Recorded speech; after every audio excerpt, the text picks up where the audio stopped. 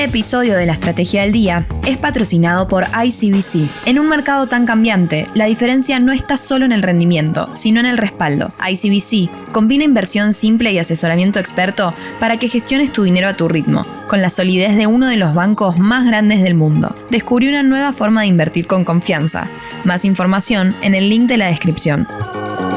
Muy buenos días, estrategas. Soy Juan Pablo Álvarez, periodista de bloomberlinia.com y habitual columnista de La Fija. En esta oportunidad me toca reemplazar a Francisco Aldaya en la conducción de la Estrategia del Día y por eso voy a contarles 3 datos clave para empezar la semana. Además, tendremos una entrevista con el economista Enrique Neder y, como cada lunes, un espacio dedicado al mercado de renta fija. 1.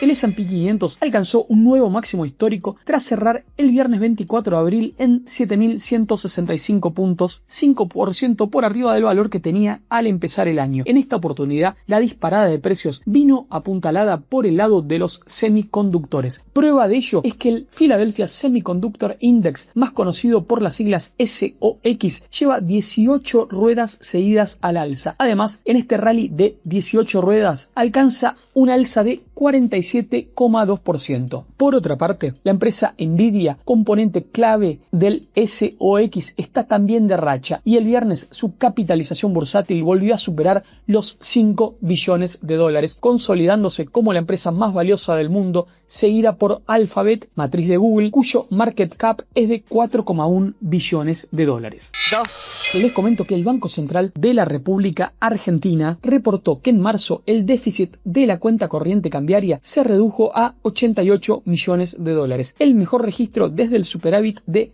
5.510 millones de dólares de septiembre de 2025. Una aclaración, el número de aquel entonces había sido impulsado por el ingreso extraordinario de dólares del agro ante la eliminación temporal de retenciones para sumar reservas en la antesala electoral. Este nuevo déficit de cuenta corriente cambiaria, 6º consecutivo, fue oficializado el viernes a través de la publicación del informe de evolución del mercado de cambios y balance cambiario del Banco Central. Allí la autoridad monetaria reveló también que las personas humanas realizaron compras netas de moneda extranjera por 2.470 millones de dólares. 3.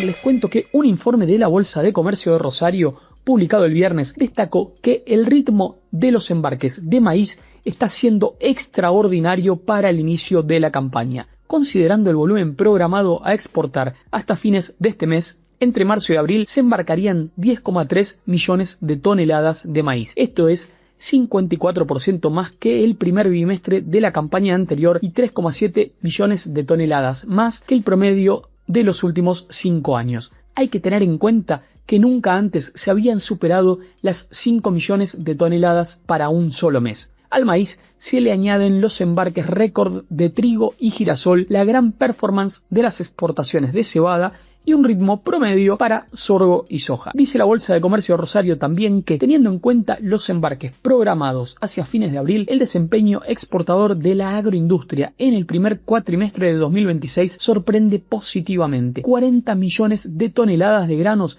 se habrían enviado hacia el resto del mundo, ya sea en forma de granos o transformados en productos derivados, es decir, 11% más que el récord anterior. Los volúmenes toman más relevancia si se tiene en cuenta que la soja de nueva cosecha todavía no comenzó a llegar de manera generalizada como ya suele ocurrir para esta altura. De hecho, en los últimos 26 años, el complejo soja nunca había tenido tan poca participación en los embarques agroindustriales del primer cuatrimestre como en este año. Por otro lado, hoy tenemos una entrevista de lujo, ya que contamos con la presencia del economista y docente Ángel Enrique Neder, quien es titular plenario de Economía Monetaria y Macroeconomía en la Universidad Nacional de Córdoba. Meses atrás, Javier Milei había mencionado su nombre. Concretamente, el presidente de la Nación había dicho: la política monetaria tiene un rezago. Nosotros creíamos que era de entre 18 y 24 meses, pero hay una tesis doctoral que hizo un alumno de mi queridísimo amigo Enrique Neder que probó que los rezagos son de 26 meses. En unos minutos le vamos a preguntar al respecto. Buenos días, Enrique. Es un enorme gusto tenerte en la Estrategia del Día. En primer lugar, me gustaría consultarte cómo estás viendo la situación de la deuda del Tesoro argentino. En particular, si crees que son manejables los pasivos pasivos o si un revés electoral los puede desequilibrar. En términos agregados, mi lectura es que no puede sostenerse sin más la tesis de una caída lineal de los pasivos. El stock de la deuda pública bruta siguió aumentando en los últimos meses. Tanto es así que en marzo del 2026 se informó un stock equivalente a 483.000 millones, poco más de 483.000 millones de dólares, con la mayor parte en situación de pago normal, o sea que es una buena situación, digamos. Y al mismo tiempo, el gobierno preservó superávit fiscal y mejoró el perfil macroeconómico, lo que ayuda a la sostenibilidad. Por eso, la respuesta correcta desde mi punto de vista es como dual. La dinámica de flujos mejoró, pero el stock no desapareció y bueno, sigue siendo relevante ese stock. Ahora, si nos planteamos si estos pasivos son manejables, y bueno, yo diría que sí, pero bajo ciertas condiciones. Por ejemplo, tiene que haber todavía una continuidad del equilibrio fiscal, tendrá que haber una refinanciación doméstica razonable, se deberá seguir acumulando reservas y preservando el acceso a otro tipo de créditos multilaterales. Obviamente que quizás un revés electoral puede llegar a generar problemas, pero automáticamente no lo volvería impagable a la deuda que se haya contraído. Pero sí, obviamente, puede reabrir una prima de riesgo político, si se diera, encarecer el rollover y deteriorar el precio de los bonos, sobre todo en los tramos posteriores al momento en que se da ese shock de incertidumbre que puede llegar a ser un riesgo político electoral. Pero en síntesis me atrevo a decirte que no vería como un problema así tan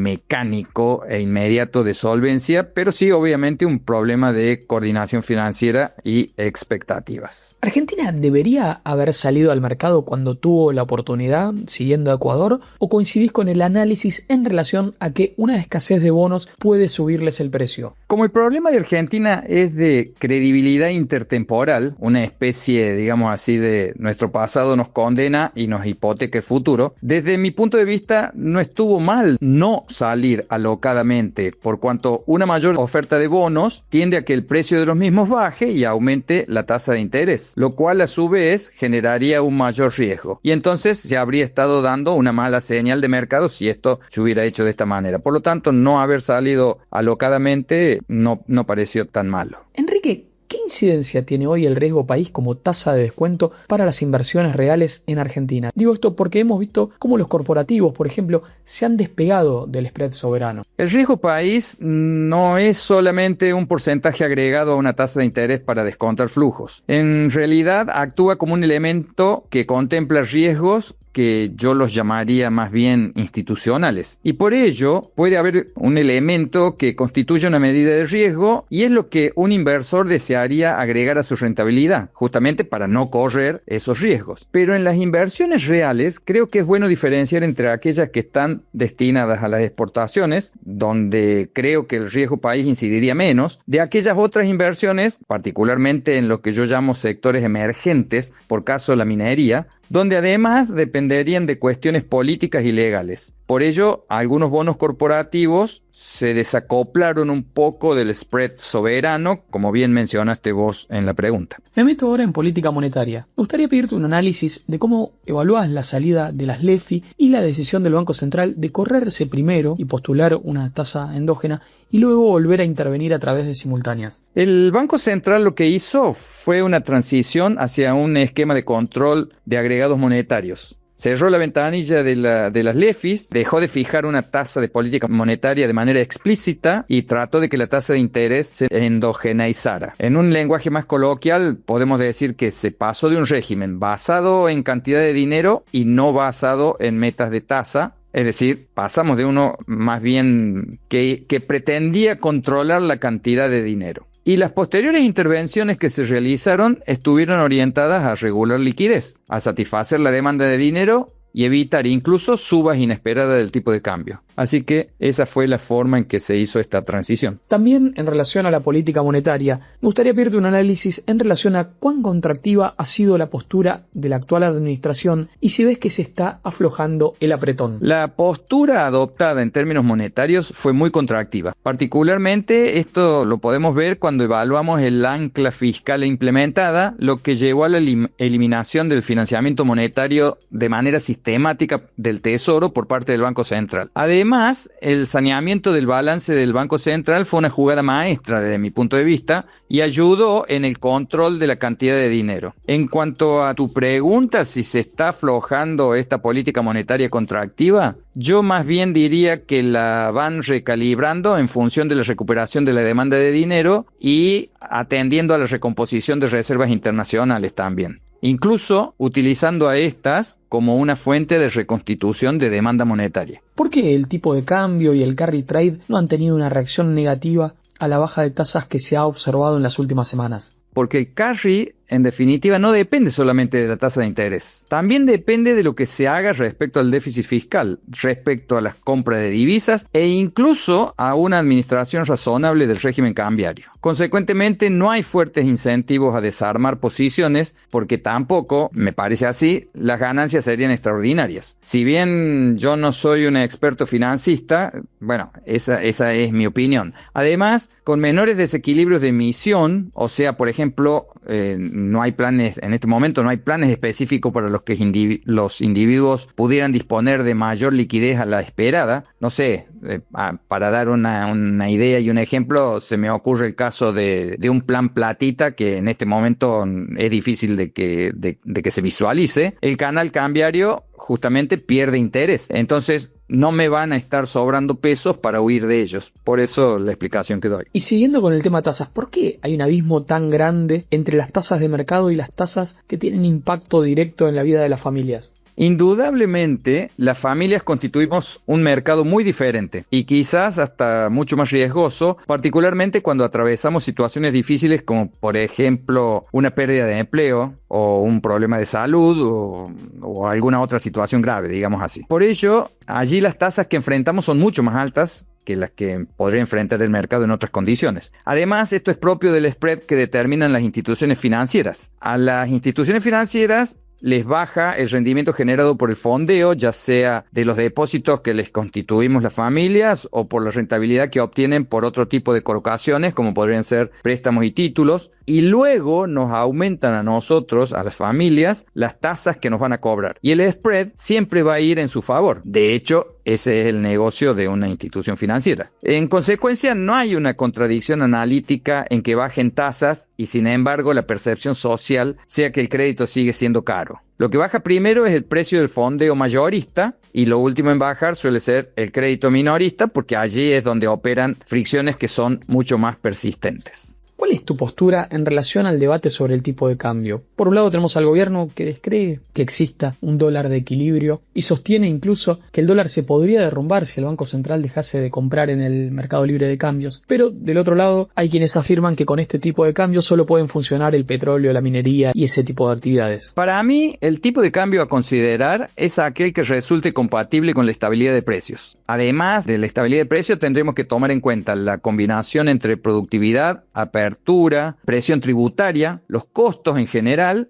el salario real en dólares y acceso quizás al financiamiento. Una moneda apreciada, o sea, un tipo de cambio bajo que pudiéramos observar nosotros, puede convivir con desinflación siempre que haya una importante entrada de capitales, baja de costos sistémicos y reformas. En una palabra, que la economía sea muy productiva y por eso se dice que los sectores de petróleo y minería serían los que funcionarían mejor con este tipo de cambio, porque verdaderamente son muy productivos. Indudablemente en Argentina también el agro lo es y esto sería factible de verlo en el agro también. Vamos ahora al tema inflación. Meses atrás, Milei mencionó un trabajo de un alumno tuyo que demostraba un rezago de la política monetaria mayor a los 26 meses. Querría pedirte por favor que me desarrolles ese estudio y si te parece aplicable al contexto actual. No era mayor a 26 meses. El estudio le dio 26 meses, o sea, eso arrojaron las estimaciones. El trabajo planteaba la disyuntiva que existe acerca de la longitud de los rezagos en el impacto sobre los precios tras un shock de política monetaria.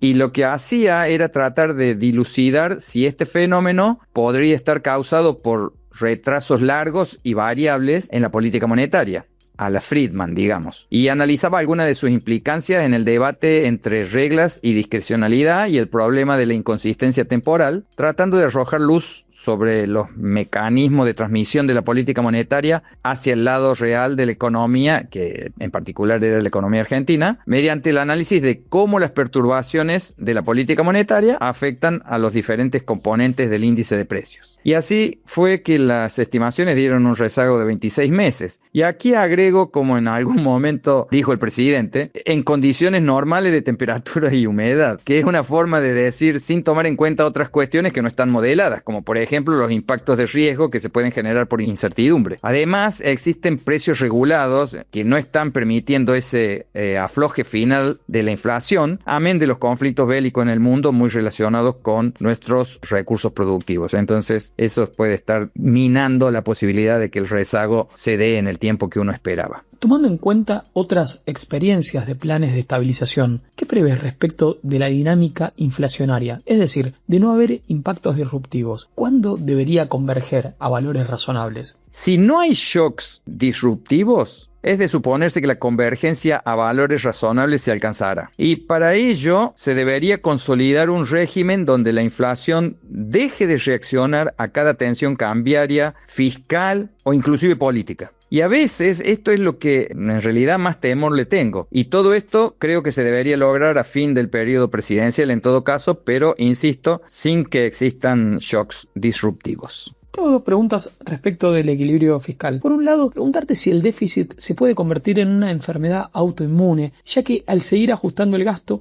puede caer la recaudación. Por otro lado, un colega tuyo dijo hace algunos días que el superávit se asienta en gasto reprimido y me gustaría saber si coincidís. Argentina históricamente ha padecido un déficit estructural, al menos ahora se lo está cambiando. Por lo tanto, no creo que sea algo autoinmune, a menos que las decisiones de los votantes así lo pidan. Y decir que el superávit fiscal se asienta en un gasto reprimido, me parece que depende de qué gasto sea el que estamos hablando. Supongo que habrá algunos más sensibles, me refiero a gastos más sensibles que otros, y que resulta más difícil reducirlos. Caso, por ejemplo, de las jubilaciones. Pero existen un montón de otras áreas en las que seguro se pueden cambiar costumbres y realizar los ajustes que sean necesarios. ¿Qué condiciones crees que deberían darse para que Argentina pueda soltar por completo los controles cambiarios sin riesgo sistémico? Para que perdamos el miedo a flotar, deberemos tener presencia de consistencia fiscal, lo cual se está logrando, y cuasi fiscal, que recordando a mi profesor Aldo Arnaudo nos decía siempre en las clases, se trata de un eufemismo hablar de déficit cuasi fiscal, y esto también yo creo que se va logrando, y además tendremos que alcanzar credibilidad para el mercado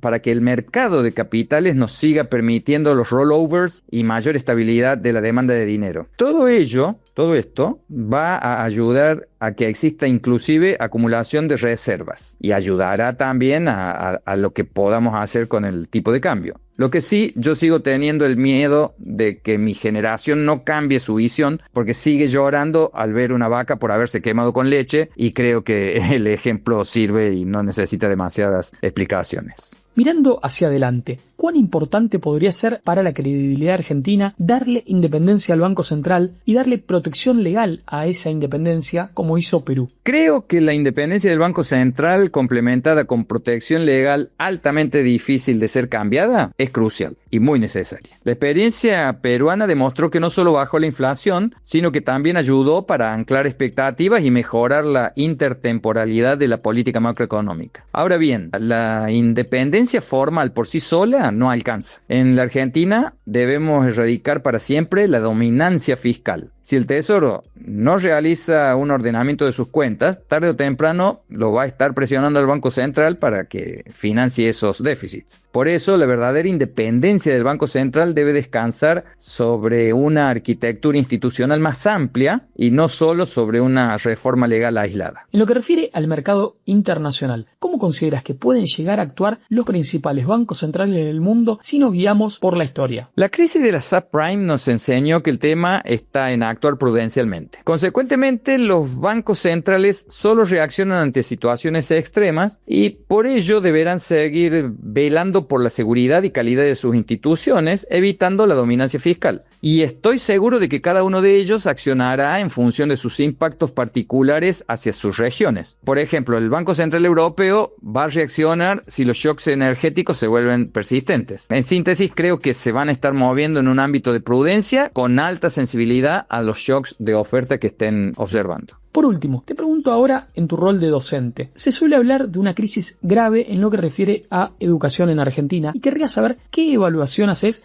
del nivel que observas en la universidad comparado con años anteriores. Si hablamos de los docentes, comparativamente noto cierto deterioro en las remuneraciones, particularmente en las de los cargos de menor rango. Por supuesto, en el caso de rangos altos también, pero que sería mi caso, yo lo siento con menos impacto, particularmente porque esa diferencia con otras universidades del mundo la hemos tenido siempre. Incluso para profesores como mi caso, en nuestra remuneración nos salva la antigüedad. Pero en el caso de un profesor titular que recién empieza, sería muy difícil su situación porque no cuenta con esa antigüedad. Lo que sí no veo que decaiga a pesar de todo es la calidad en la enseñanza, lo cual no nos debe dejar tranquilos, dado que tenemos que permanentemente estar actualizándonos y ayornándonos a las nuevas demandas. En lo que se refiere a los estudiantes, desde la propia observación que yo he podido realizar hasta lo que visualizamos en encuestas entre docentes y estudiantes, por ejemplo en estos momentos en que se están discutiendo mucho los cambios de planes de estudio, observo que hay un serio deterioro en el punto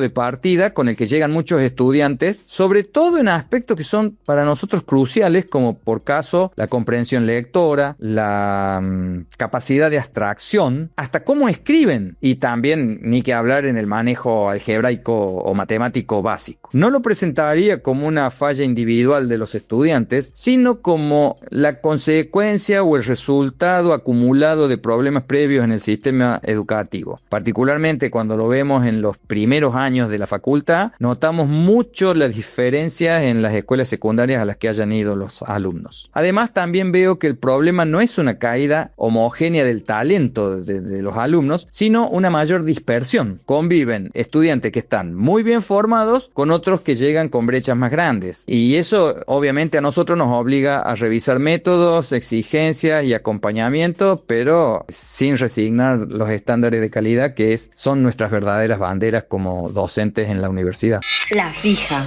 Muchísimas gracias, Enrique Neder, por aportarnos tu tiempo y tu conocimiento. Y ahora sí, estimados oyentes, como hacemos cada lunes, vamos a hablar de bonos. Venimos de una semana negativa para la deuda argentina, en la que los globales cayeron 1,4% y los bonares retrocedieron 1,6%, según promedios calculados por el ALIC Aldazabal. De esta forma, el riesgo país escaló hasta los 557 puntos. En cuanto a las curvas en pesos, los instrumentos SER cayeron 0,6% en promedio y mantienen rendimientos reales negativos hasta marzo 2027, en tanto que los títulos a tasa fija retrocedieron en el margen para terminar rindiendo entre 1,6 y 2,1% de tasa efectiva mensual. La tasa de caución a un día cerró en 20,1% de tasa nominal anual, la tasa de pases entre terceros en 20% de tasa nominal anual y la Tamar Bancos Privados cerró en 22,6%. Pero para seguir hablando de tasas, estamos en contacto con Matías De Luca, Head of Research and Strategy en Parakit Capital. Lo trajimos a Matías para pedirle que nos explique el corredor de tasas que se estableció en los últimos días. Se armó una suerte de corredor de pases donde el piso está en 20% TNA hace rato,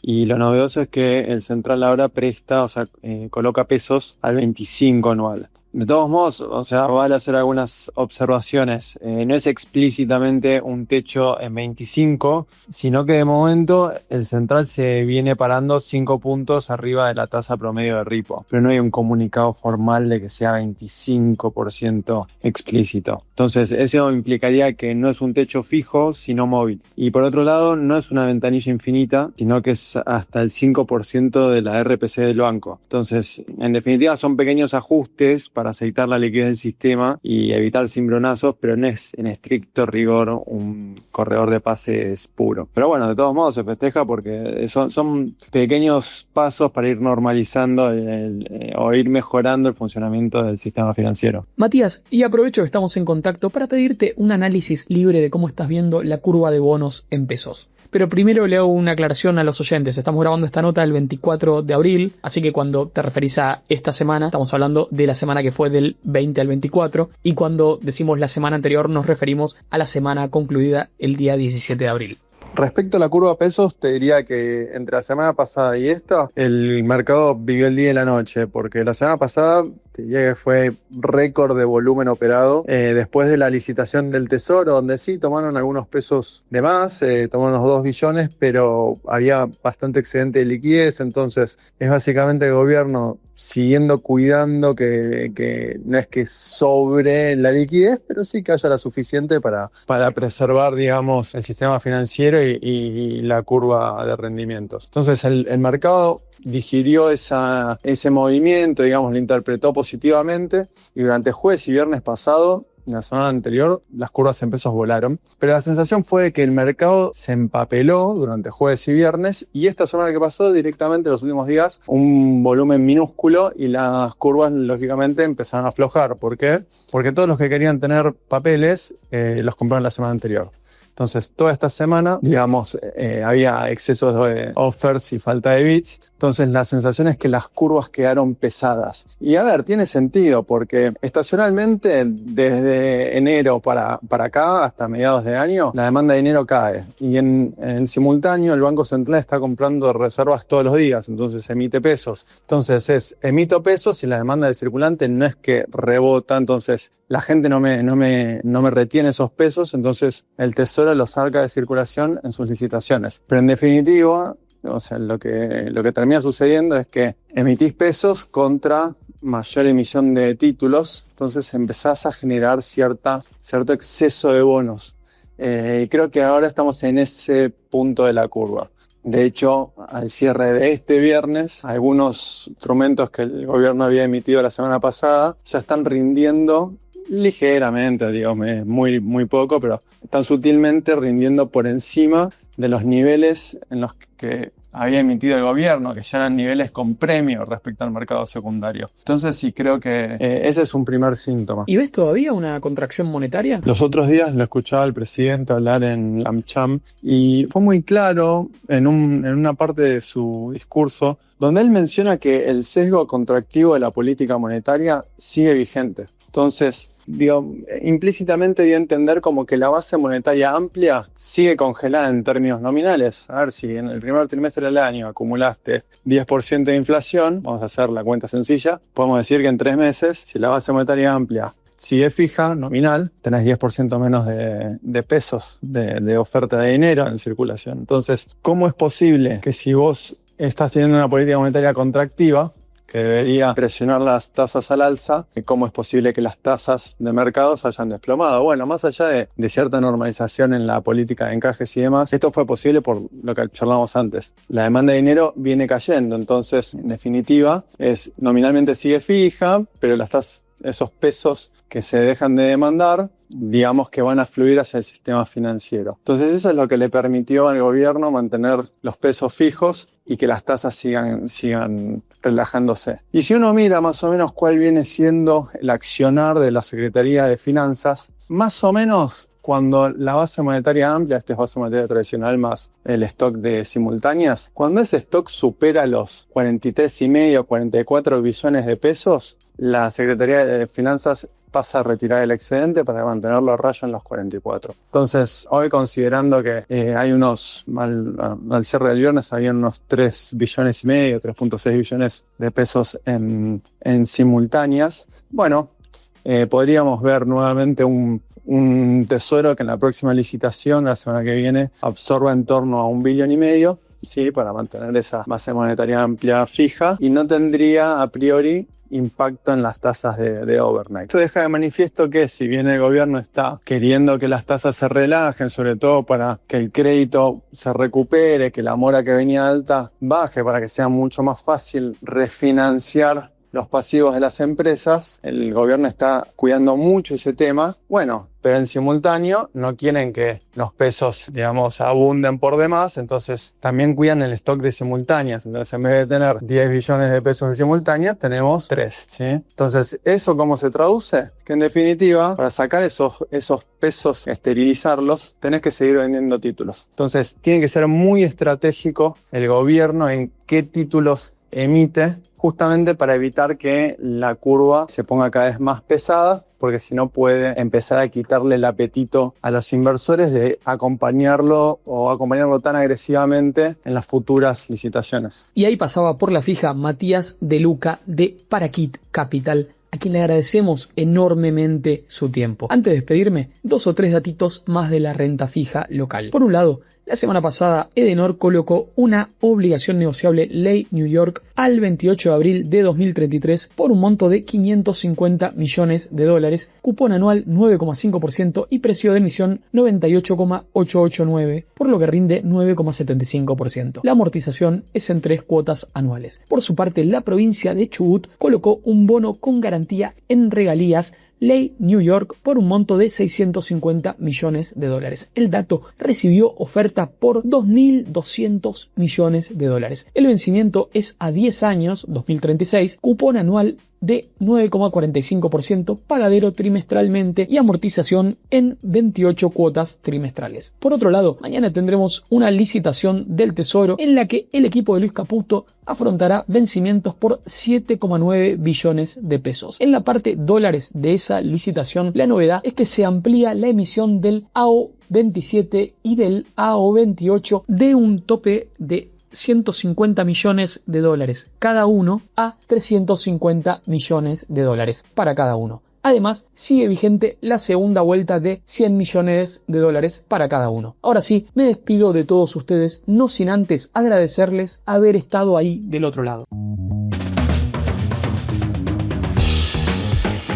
Esto fue un nuevo capítulo de la Estrategia del Día Argentina. Yo soy Francisco Aldaya, jefe del Buró de Argentina de Bloomberg Línea, y me podés seguir en X en @franaldaya. No se olviden de darle clic al botón para seguir a este podcast y a la campanita para que se enteren al instante cada vez que sale un capítulo de lunes a viernes. Espero que tengas una gran jornada productiva.